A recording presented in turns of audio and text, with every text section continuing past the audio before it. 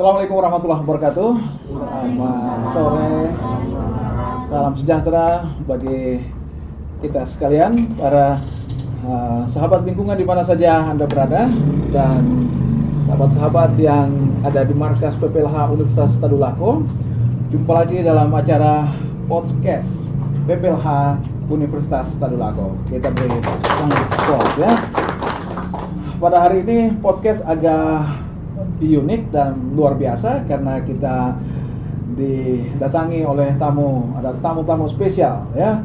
Ada Bapak Wakil Gubernur dari Papua Selatan, Bapak Paskalis Imadewa SPD ya.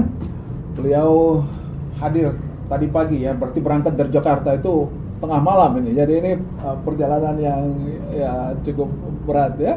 Tapi beliau cinta ilmu pengetahuan, karena itu mengambil kesempatan untuk datang ke kampus. Kemudian ada juga Pak Agus, beliau adalah ketua himpunan nelayan ya seluruh Indonesia ya, wakil ketua umum. Wah, luar biasa, bukan orang-orang sembarangan, dengan rombongan serta teman-teman dari Pusat Penelitian Lingkungan Hidup Universitas Tadulako dan adik-adik mahasiswa. Kita juga berharap adik-adik mahasiswa yang asal Papua juga bisa bergabung bersama-sama dengan kita pada kesempatan hari ini ya. Kita ngomong santai saja untuk beberapa menit ke depan ya.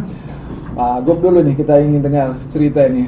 Pak Gub, ada rencana perjalanan. Saya dengar tadi sampai ketemu dengan Pak Habib di Al-Herat ya. Di mana? Di rumah. Di rumah ya, bisa bertemu langsung. Agenda apa sesungguhnya yang sedang Pak Wagub Bapak sampai mengunjungi Palu saat ini? Ya. Para pecinta dunia maya ya, dan para anak-anak muda, juga kaum milenial yang juga saya sangat banggakan, khususnya yang berada di Unpad Palu ini. Ya, saya pertama memberikan apresiasi yang begitu besar karena ini sebuah penghargaan bagi kami, tidak hanya untuk pribadi Wakil Gubernur atau Paskalis Imadewa, tetapi ini untuk kami, pemerintah dan masyarakat Provinsi Papua Selatan. Sekali lagi kami mengucapkan terima kasih banyak atas penghargaan yang begitu besar. Di Papua Selatan ini Maroke itu di situ ya? Ya. Saya sengaja potong ini karena Maroke ini kan suatu nama yang insya Allah dikenal oleh seluruh generasi bangsa ini. Ketika kita menyanyikan dari Sabang sampai Merauke, saya sendiri belum pernah sampai ke sana. Insya Allah suatu waktu. Ya. Tunggu undangan. Ya. Ya. Oke, Pak, lanjut. Memang kita provinsi ini baru dibentuk. Oke. Baru sejak tahun, sedikit sejarah napak tilas pemerintah Indonesia di tanah Papua. Oke. Itu pada tahun 1969. Ya, dengan Undang-Undang Nomor 12 tahun 1969 itu tentang pembentukan daerah-daerah otonomi baru. Itu ada 12 kabupaten dan 1 provinsi dibentuk pada saat itu. Berjalannya waktu, tahun 2001 itu jadi 2 provinsi. Papua Barat yang ibu kotanya di Manokwari. Ya. Lalu pada tahun 2022 itu ada 4 DOP yang dibentuk. Ya. Tapi dengan masing-masing dengan undang-undang tersendiri. Ya. Kalau DOP Papua Selatannya itu nomor 14, Undang-Undang nomor 14 tahun 2012, yang memang disahkan oleh Mendagri itu pada tanggal 11 November 2022. Jadi Provinsi Papua Selatan dalam kurun waktu sekitar baru masuk 4 tahun. Ya, masih usia masih sangat muda. Ya.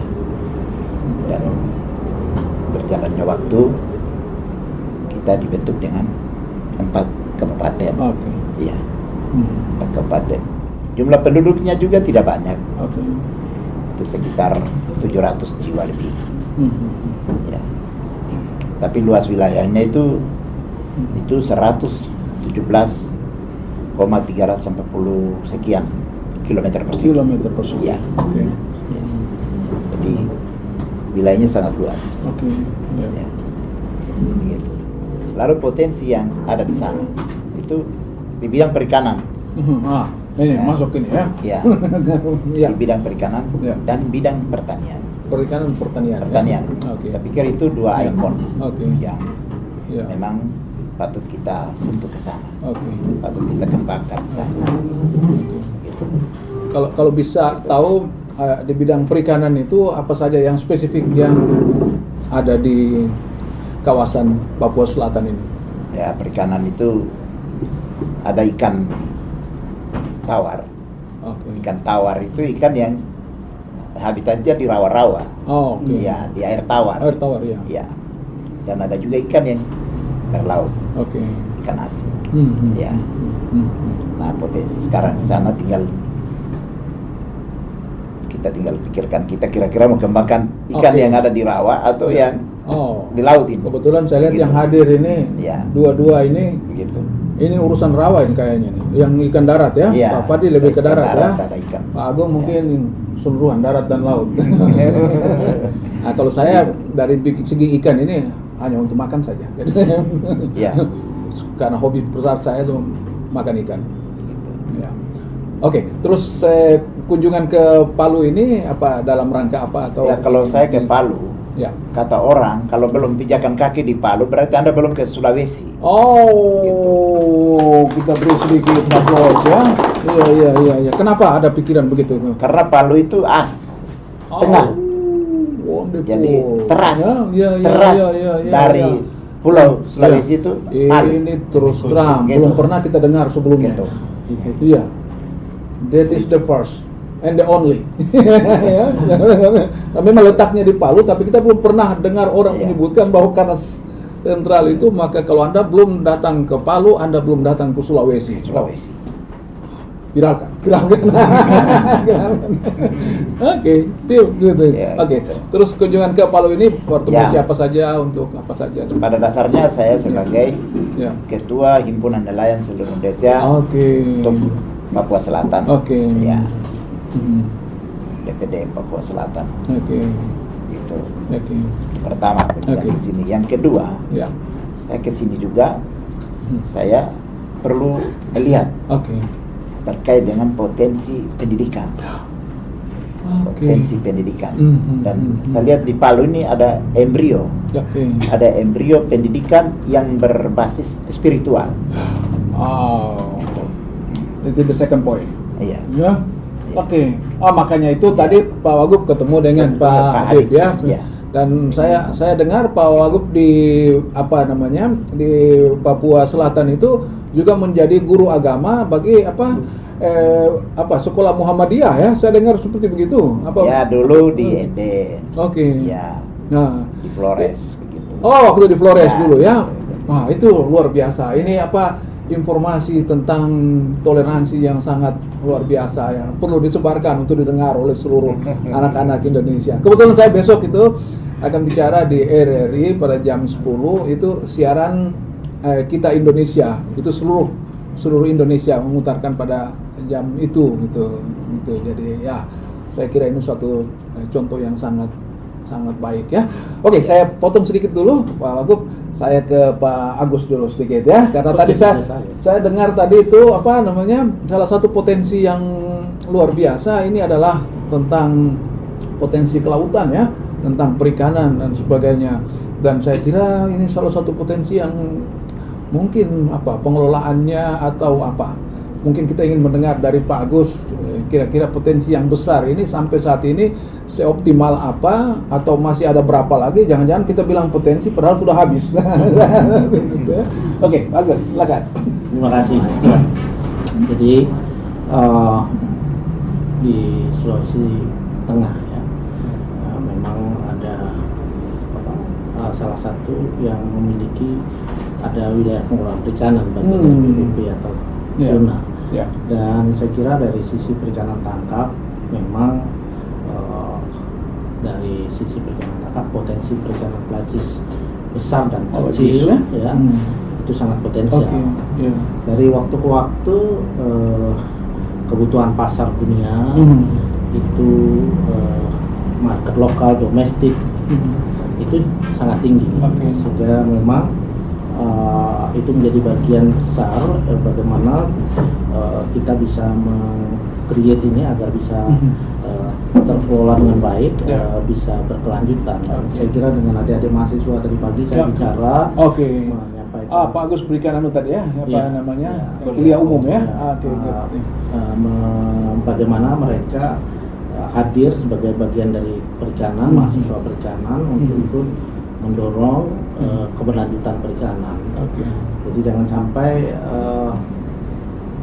kalau di darat tuh angkotnya lebih banyak daripada penumpangnya.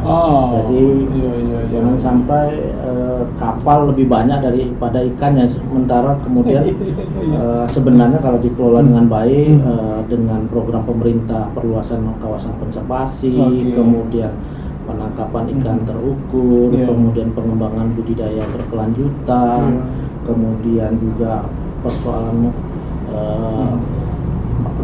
sampah plastik yang harus kita tangani secara optimal agar laut kita menjadi terjaga dan sumber daya kita juga pada keberlanjutan. Saya kira dari potensi Bapak tanya tadi berapa yang sangat besar, tapi kemudian kita bicara potensi terus juga tidak cukup, tapi kita sekarang melihat bahwa di Sulawesi Tengah geliat itu mulai tumbuh. Kita melihat mulai dari Pak Gubernur punya ikhtiar yang luar biasa mengembangkan armada penangkapan untuk menaikkan kelas nelayan yang tradisional sehingga naik kelas menjadi nelayan yang modern dengan teknologi dan kapal-kapal armada yang cukup besar sehingga bisa menjangkau di perairan yang lebih jauh. Pak Agus sendiri sudah pernah ke tempatnya Wagub? Belum pernah? Udah sering sekali. Sudah sering? Jadi memang saya yang tidak belum pernah. Jadi sudah sering dan saya kira potensi di tempat beliau di sini juga termasuk di sini ada zona 3 ya. Di sini juga bagi juga ada.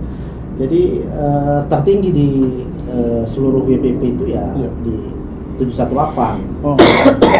Kepulauan Aru di situ ada Merauke. Itu hampir 2 juta ton per tahun potensinya ya.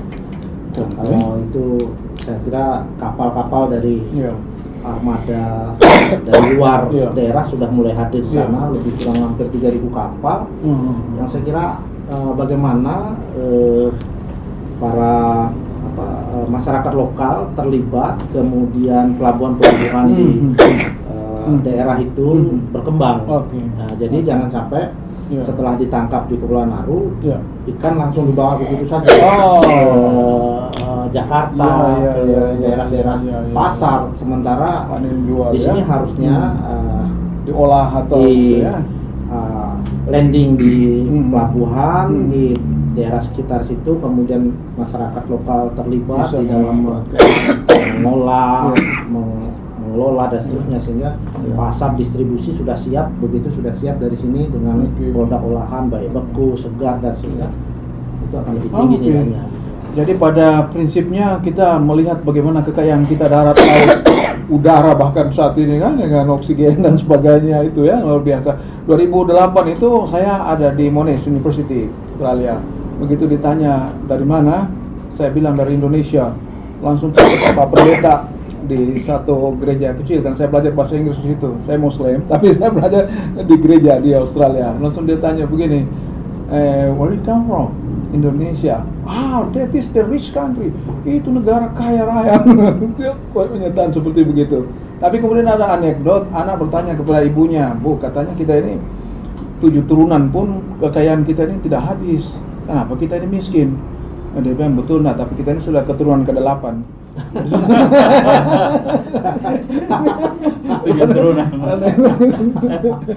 Mungkin kita ke Pak Fadli sedikit ya. Pak Fadli, bagaimana dengan melihat informasi dari Pak Wagub tadi, kemudian cerita dari Pak Agus tentang potensi laut dan sebagainya dari perspektif lokal khususnya di Sulawesi bagaimana Pak? Betul beliau ini banyak bergerak bersama-sama saya juga sampai ke danau-danau. Kami dua ini ahli danau Indonesia sebenarnya nih. Ya. Cuma kami dua sendiri tidak mengerti. Oke, baik. Saya kira ya sesuatu yang menarik ya. Ya.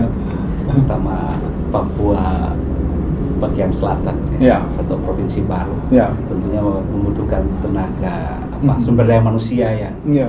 Ya. yang kompeten Ya. di dalam mengelola sumber Oke. dayanya. Oke. Karena itu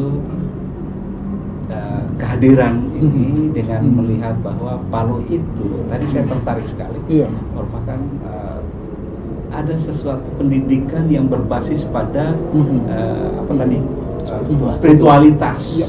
Iya. Iya. Iya. Iya. Maka, Iya. Iya. kalau dengan membangun manusia berbasis spiritualitas akan menarik kalau terjadi kerjasama di antara Iya. Iya. Iya. wilayah ya, untuk saling virus ini saling menjangkitkan virus baik ini ke dalam sistem masyarakat. Dari sisi ini saya melihat akan baik kalau sumber daya manusia misalnya yang disiapkan di Papua seperti ini adik-adik ini ya, yang belajar di Tadulako, saya di bidang perikanan, mungkin kita bisa dengan model yang ada di Sulawesi, tentunya mempelajari kondisi sumber daya manusia, sumber daya alam di sana dan nilai-nilai sumber daya manusia di sana. Ini kita bisa berkolaborasi untuk menjadi mitra di dalam membangun sumber daya manusia. Karena itu di tempat kita di fakultas kita untuk perikanan ada beberapa adik-adik ada yang di perikanan sini. Ada perikanan. Ini dari mana? Pertanian. Pertanian. Ini pertanian. Perikanan. Merauke ya? Iya. Nah, Oh, Merauke, justru Merauke ya. Saya dulu Ada beberapa, ada saya dulu beberapa. Pak Wagub, seandainya di universitas ini sudah ada fakultas pertanian, fakultas perikanan, mungkin saya masuk di perikanan. Karena saya sudah kecil itu kerjanya menyelam terus di laut, gitu ya. Pulau. Tapi karena ini baru tuh fakultas Ya, perikanan baru. belum terlalu lama, tapi Pak Fadli ini luar biasa. Nah, Luar biasa makan ikannya juga. jadi ini penting ya, Ya. menyiapkan sumber daya manusia. Mungkin bisa, saya berpikir mungkin ada kerjasama antara pemerintah Ya.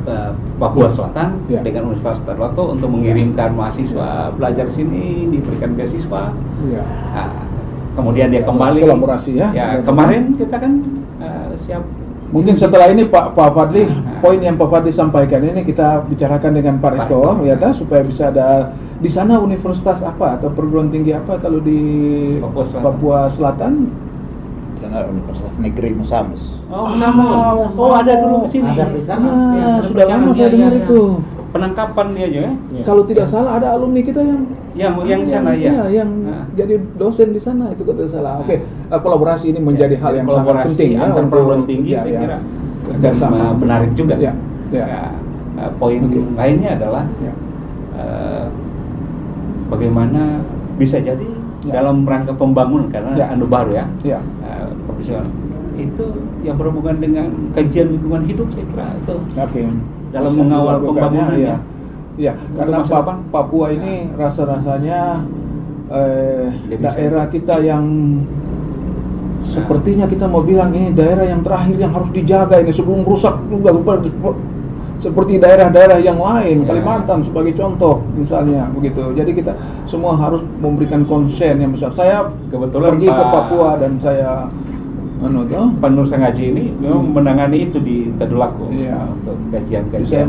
melihat sudah secara langsung terbang mendarat di Manokwari, kemudian melintas gunung sampai ke Bintuni dan sebagainya. Itu cuma bagian kecil saja itu ya. Dilihat, tapi itu sudah sangat luar biasa.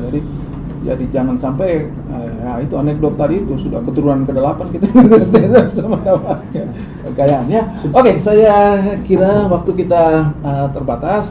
Mungkin ada poin-poin terakhir ya, closing statement barangkali atau apa namanya harapan-harapan apa dari Pak Wagub yang bisa disampaikan? Karena saya lihat lelah ini. Saya tidak membayangkan terbang dari Jakarta itu jam 2 malam, tiba di sini baru tidak istirahat, mulai bergerak sampai sana. Nah, makanya saya selalu menghindar itu terbang dari Jakarta tengah malam itu.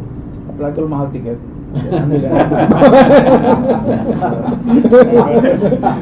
Ayah, kira-kira ada apa? Masing-masing memberikan pernyataan penutup. Ya. Tunggu dulu. Sebelum itu, ada yang dari Papua, dari Merauke ya? Oke? Dari Merauke, dari SMA Negeri 2 Merauke. Oke. Terus yang ini Adinda 2 dari Provinsi Papua Pegunungan dari Papua Pegunungan ya. Oke. Tapi mereka berdua ini sama. Pertanian. Tapi mereka pertanian. Yang sana belajar apa? Saya perikanan. Oke. Kalau kita hanya makan ikan saja itu pasti tidak nyaman. Kalau hanya makan ubi dan beras saja juga pasti tidak nyaman. Karena itu kamu harus bekerja bersama supaya kita punya nasi, kita juga punya ikan. Ya, kamu juga tempe sedikit. Oke ya. Oke, that's right. Oke. Pak Ruslan, oke ya, timing kita terbatas supaya podcast ini tersebar, orang tidak bosan untuk mendengarnya, supaya waktunya bisa nanti kemudian akan kita ingin mendapatkan harapan atau pernyataan closing dari Pak Wagub dulu, silakan. Ya, sejak Indonesia merdeka Wah, di tahun 1945, ya. itu Papua belum menjadi bagian yang integral Oh. dari Mhm. negara kesatuan Republik Indonesia. Mhm. Dan pendidikan Mhm. sudah lebih dulu Mhm. masuk ke Mhm. khususnya pendidikan formal. Ya, Itu ya. sudah sejak tahun 1800-an ya, Mhm. sudah ada di Sulawesi. Bahkan di Papua itu mulai tahun 1920-an Oke. pendidikan formal Mhm. mulai dilaksanakan di sana. Mhm. Jadi sekarang harapan kami Mhm. yang duluan menjadi guru besar, Oke. yang duluan menjadi dosen, Iya, iya. yang duluan menjadi profesor, Mhm. dan yang duluan menjadi manusia intelektual Mhm. dan punya sumber daya yang bagus adalah di Sulawesi. Maka harapan kami, walaupun matahari terbit dari timur Mhm. duluan di Papua, tetapi cahaya sumber daya manusia itu duluan muncul di Sulawesi. Oh. Oleh sebab itu kami harap dengan momen hari ini Kota Palu bisa menjadi embrio untuk bagaimana kita bekerja sama, bisa Oh. menolong kami, membantu kami, kita berkolaborasi saling berkolaborasi. untuk bagaimana Ya. SDM, Ya. khusus sumber daya manusia Ya. di tanah Papua, khususnya di Papua Selatan, Oke. bisa ditingkatkan Oke. sehingga kita tidak terlalu jauh tertinggal seperti daerah-daerah lain. Ya. Mungkin itu yang saya perlu sampaikan. Oke. Dan jangan jenuh, jangan bosan. Kami pemerintah Provinsi Papua Selatan membuka ruang Kita siap Ya, untuk Pak hadir Fadli. di sana. kita berkolaborasi. Ya, Pak Fadli Kalau jawab. boleh mahasiswa KKN perikanan nanti Ya. untuk tahun ini, kalau boleh KKN juga di Provinsi Papua Selatan. Oke. Ya. Nanti saya ngantar. Ya, Saya juga. itu yang kami harapkan. Oke. Dan ke Sambut. depan nanti kita ada program PKS Oke. yang artinya ada hubungan kerjasama. Ya. Mungkin kita membuat sebuah MOU bersama Oke. sehingga memang benar-benar kunjungan hari ini penuh makna dan penuh arti untuk Wow. berdampak ke depan. Oke. Sekian dan terima kasih. Wassalamualaikum warahmatullahi wabarakatuh. Ya, Pak Fadli singkat, padat, Saya kira menyambut apa yang beliau menyambut sampaikan. apa yang disampaikan Ya. oleh Pak Wagub. Ya. Saya kira ini satu Peluang. peluang untuk kita Ya. berkolaborasi dan Ya. siap untuk Ya. itu. Tentunya Ya. tinggal sebentar mungkin Ya. bisa bicarain Pak Rektor, Ya. Oke. kemudian Ya. sepakati Oke. membuat MOU kapan. Oke. Ya. Ya. Tentunya itu yang kita Langsung real ya, tindakan nyata ya. siap perikanan, kita Ya. siap untuk Ya. Dan Bantu saya saya. minta yang dikirim ke sana itu yang tahu berenang. Ya. Karena ini kita bawa ke laut ini. Ini nanti dia. Ya. Oke, Ya, sip ya. terima kasih. Pak Agus sedikit closing. Ya, saya kira menjadi bukti penting buat kita semua karena dinamika perikanan itu multi spesies. Di kita ini banyak sekali spesiesnya, multi gear, alat tangkapnya bervariasi luar biasa dari berbagai daerah, kapalnya aja bentuknya berbeda-beda dan seterusnya. Multi stakeholders, ya, mulai dari interaktifnya. Kalau di negara-negara maju mungkin cukup sekian banyak orang, tapi kita sangat tergantung dengan sektor kelautan dan perikanan, dan saya kira sangat penting kuncinya adalah kolaborasi, sinergi untuk bagaimana kita saling memberikan input perbaikan-perbaikan dalam pengelolaan untuk jawabannya. Multi gear, multi spesies bisa kita atasi kalau multi stakeholdernya bisa kita optimalkan pengelolaannya dengan sinergi dan kolaborasi. Terima kasih dari saya. Assalamualaikum warahmatullahi wabarakatuh. Waalaikumsalam warahmatullahi wabarakatuh. Kita beri aplaus. Halo sobat lingkungan di mana saja Anda berada. Kita baru saja mengikuti podcast ya, menghadirkan pembicara-pembicara hebat, dan kita menangkap di poin yang terakhir ini bahwa sumber daya alam kita sebanyak apapun kalau dikelola serampangan pasti akan memberikan efek yang buruk bagi negeri. Karena itu harus dikelola oleh orang-orang yang berkualitas.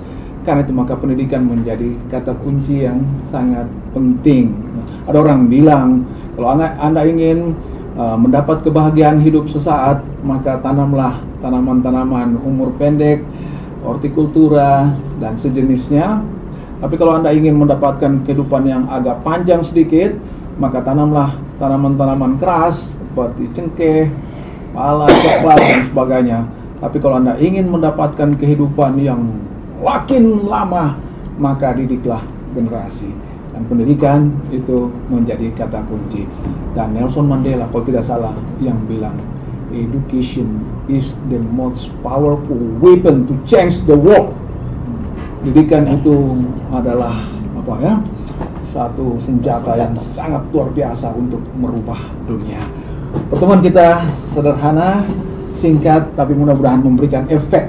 Karena perguruan tinggi hari ini itu selalu dituntut tentang dampak, memberikan efek yang bagus bagi Indonesia. Demikian, kita beri aplaus untuk kehadiran tamu-tamu kita dari Markas Pusat Penelitian Lingkungan Hidup Universitas Tadulako. Kita tetap pacu semangat dan memberikan spirit kepada dunia. Billahi taufiq wal hidayah. Wassalamualaikum warahmatullahi wabarakatuh. Selamat sore dan salam sejahtera bagi kita semua.